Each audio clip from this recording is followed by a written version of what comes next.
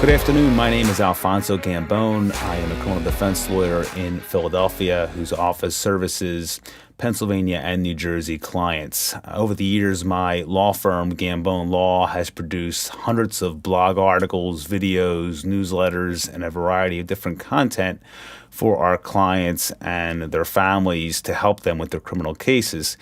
This year, in 2020, our law firm has decided to move into a different format and produce weekly podcast, which will hopefully help you and your family make good decisions in your criminal cases.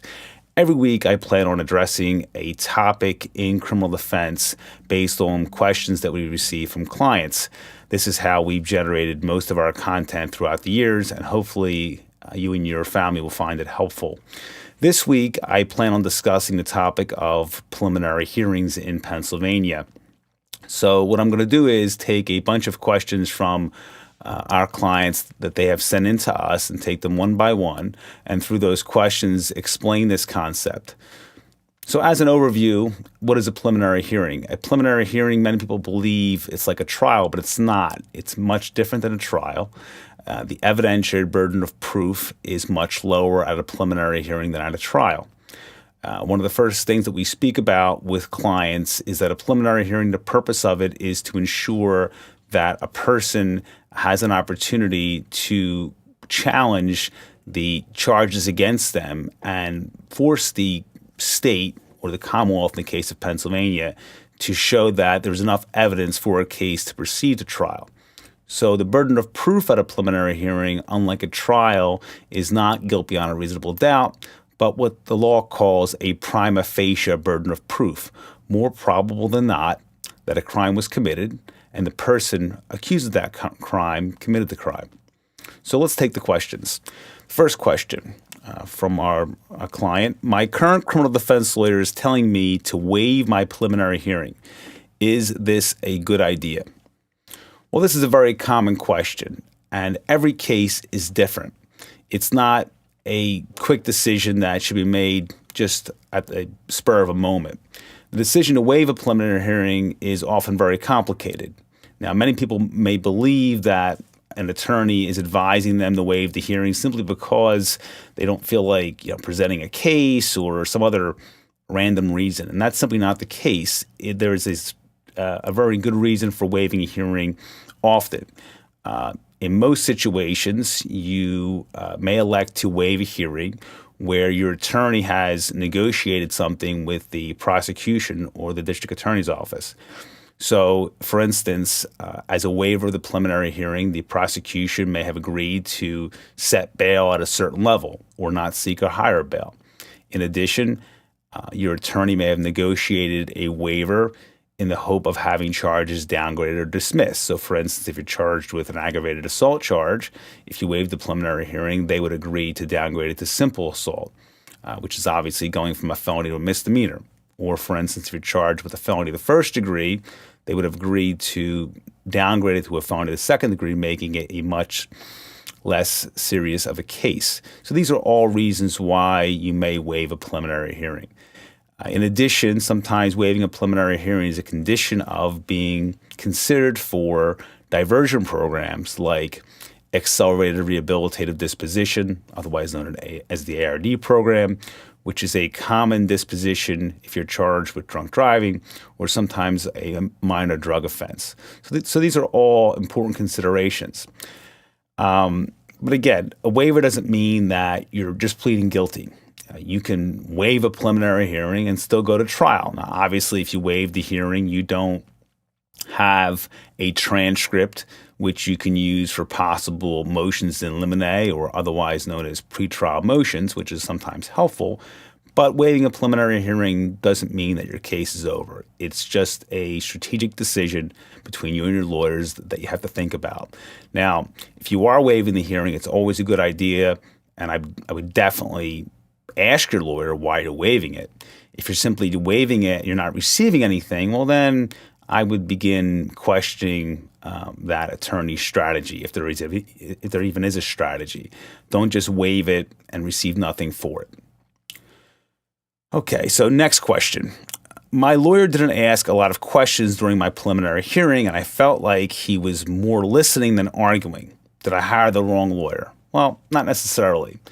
Sometimes it is better to listen and not ask really any questions and simply argue what wasn't presented by the prosecution. You have to understand that at a preliminary hearing, like a trial, the burden is always on the prosecution or the Commonwealth.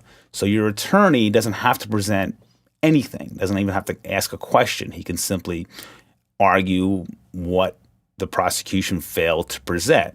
And it's a very common strategy. So don't always be concerned about whether or not your attorney asked a question. Sometimes you can ask too many questions. Sometimes you can actually ask the wrong question, and there's a common rule among lawyers that every lawyer should adhere to: never ask a question you don't know the answer to.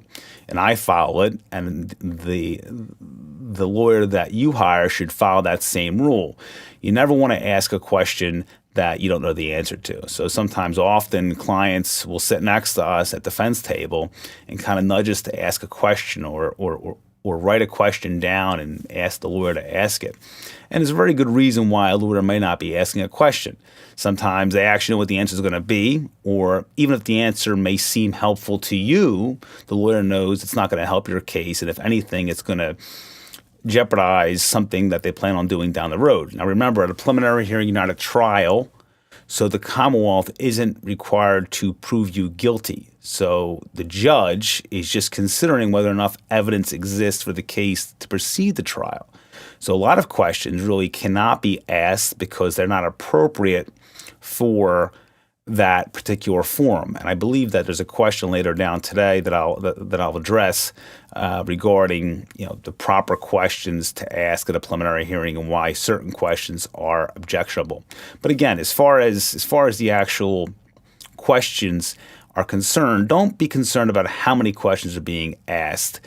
Be concerned when your lawyer is not going in there with a strategy. And really, you should understand the strategy. Your attorney should be explaining that to you as far as what they plan on doing with the hearing, what the purpose of it is. In most situations, cases will be held for trial, and charges won't be dismissed or downgraded. It doesn't mean the hearing's a waste of time. I can't tell you how many clients have called me and said, we're going to hire you after the preliminary hearing because really I've been told that it's really a formality and that this judge holds everything for trial. That's a big mistake. Again, there's a purpose for a preliminary hearing. It's to possibly set up the case for down the road. And sometimes it is to have charges hopefully dismissed or downgraded. But again, it's a strategy that your attorney must explain to you. So let's talk about another question that came in. My lawyer refuses to call any witnesses or present any evidence at a preliminary hearing. Why won't she put up a defense? Is this what I'm paying her for? Again, the purpose of a preliminary hearing isn't for the defense to present evidence. Many states don't even have this proceeding. For instance, in New Jersey, where our law firm also practices, that is a system of law which does not have the preliminary hearing in place. That is an indictment system where you don't actually have a preliminary hearing. A person is charged, and at that point, after they are charged, the prosecution has to move for an indictment before a grand jury. Pennsylvania, for the most part, there are some situations where Pennsylvania employs that grand jury system, but for the most part, if you're charged with a crime in the Commonwealth of Pennsylvania, you will go through the preliminary hearing process. The preliminary hearing process and the grand jury are somewhat similar in the sense that the prosecution presents its case. The difference is that at a preliminary hearing, there's a judge, and at a grand jury, it's made up by 23 citizens in most cases, and those people will decide whether or not a person should be indicted or not. Now, in a grand jury system, I will tell you that for the most part, over 95% of the cases, a person is indicted. At a preliminary hearing, there's a similar type of percentage there because, again, the burden of proof is low. It's a prima facie burden of proof as opposed to guilt beyond a reasonable doubt. The other difference between a preliminary hearing and a grand jury is that a preliminary hearing, the defense gets an opportunity to cross-examine, whereas the grand jury system, that is not done. You don't have a right to cross-examine witnesses or challenge any evidence at a preliminary hearing. I'm sorry, at a grand jury. At a preliminary hearing, you can do that, and you can create a record through your cross-examination, which possibly could set up motions to suppress evidence, motions to quash, otherwise known as habeas motion, to question the validity of the charges against you. So again, those are all important points that you should discuss with your criminal defense lawyer. Okay, so let's take the next question. How much should a lawyer charge for a preliminary hearing? This is almost impossible to answer because every case is different and every law firm structures its fees in somewhat different ways. There are some firms that charge billable time. There are some firms that charge flat rates for their services. You have to understand that a preliminary hearing in most situations will not end your case. In most situations, your case is either going to be held for trial, in which case it will move on to a higher level court, or it could be downgraded and remain in that court, or there could be a situation where charges are withdrawn and then later refiled for a variety of different reasons. So when you hire a lawyer, you have to ask those questions. I frequently tell clients for very serious cases that when they hire me for a preliminary hearing, we structure our fees in such a way that we give a client a opinion on where the case is going to go. And a lot of times our fees will take into account the preliminary hearing and what will occur after it if the charges are held for trial. And really, we know based on our conversation with the client and based on our review of the discovery, the limited discovery, where the case is going to go. So we can kind of understand in terms of fees how we should structure our fee agreements. You have to understand that at a preliminary hearing, your lawyer is not entitled to full discovery. In most situations, what they're receiving is very limited discovery. The criminal complaint and the affidavit of probable cause, which is probably a couple paragraphs, and that is it. They're not the prosecution is not required to give your attorney anything else. So there's not a lot to work with. So in terms of really understanding everything about the case, your lawyer is not going to know that. What I will say is that because the burden of proof is so low, you have to understand that when you hire a lawyer for a preliminary hearing, you want to take into account that this attorney, you want to feel comfortable with that person throughout the entire process because your case will proceed in some way either at that court or in a higher court. Let's take another question. If my case involves the illegal possession of a gun, what types of questions should my lawyer ask? Again, the purpose of a preliminary hearing is for the prosecution to hit the basic elements of the offense because if they hit those elements, the case will be held for trial. They don't need to prove you guilty beyond a reasonable doubt. So in the case of a gun, they're going to have to obviously establish some type of possession. That possession, again, isn't focused on proving you guilty, but simply putting you in the place where the gun was found. So I'll give you an example. A very common situation that we have in our law firm is weapons found following a vehicle or traffic stop. If the police officer following that traffic stop testifies that he stopped the car and found a weapon in the car and you were in it, and more likely than not, your case is going to be held for trial. Now, there are exceptions which go far beyond this podcast, but the fact that they can establish a connection between you and that weapon is really all they need to do. Now, people say, well, if it's just that simple, what is the point of even hiring a lawyer for a preliminary hearing? Well, your attorney should set up questions focused on actual versus constructive possession. So the position of the gun, where was it? Was it underneath the passenger seat or the driver's seat? Was it in the trunk? Was it underneath the floorboard? Was it in the glove box? Where was it? Was it in a bag behind you? Again, where the weapon was found is a potential trial issue. Now, if your attorney digs too deep into that issue, actual versus constructive possession, more likely than not, the judge at some point will cut off your attorney because the ADA, if they know half of what they're doing, and usually they do, will begin objecting and arguing that this isn't a trial, this is a preliminary hearing, and the Commonwealth is only required to meet a prima facie burden of proof. And they're right. Also, things like in a gun case, one of the most powerful issues that we look at is illegal search and seizure, probable cause for the stop, probable cause for the arrest, probable cause to search. And these are all questions that you can ask, that your attorney can ask at a preliminary hearing, but really they are objectionable questions because a preliminary hearing is not the proper forum for a motion to suppress evidence. And again, if the ADA knows half of what they're doing, they will object, and those objections will be sustained.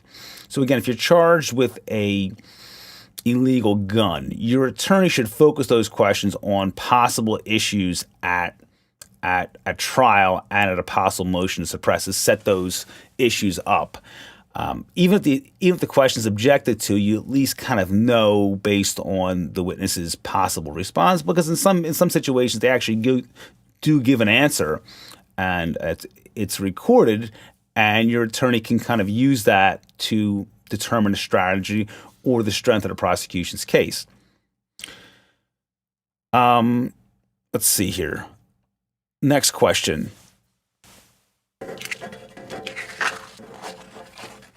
Second here.